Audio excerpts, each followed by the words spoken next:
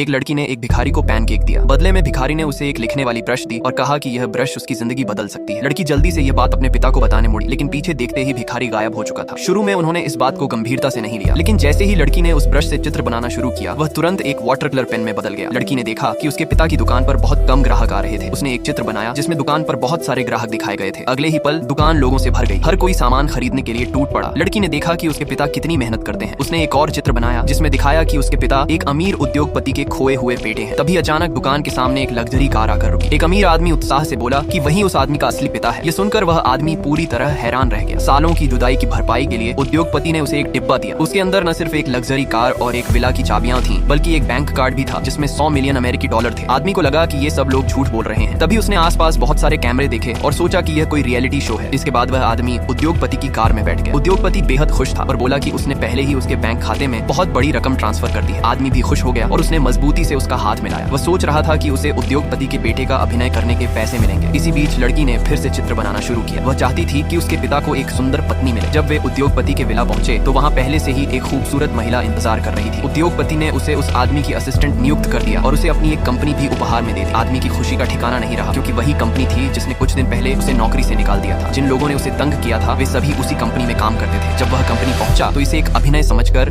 उसने उन सभी लोगों को थप्पड़ मार दिया जिन्होंने पहले उसे अपमानित किया था। उनके हाव भाव देखकर वह मन ही मन उनकी एक्टिंग की तारीफ करने लगा। तभी असिस्टेंट अंदर आई और घोषणा की कि वही आदमी नया सीईओ है। लेकिन मैनेजर ने इस पर बिल्कुल विश्वास नहीं किया और सुरक्षा गार्ड्स को उसे पकड़ने का आदेश दे दिया। एक कर्मचारी ने शराब की बोतल उठाई और उसे बुरी तरह मारने ही वाला था, लेकिन दूसरी तरफ लड़की पहले ही अपने पिता को एक सुपर हीरो के रूप में चित्रित कर चुकी थी।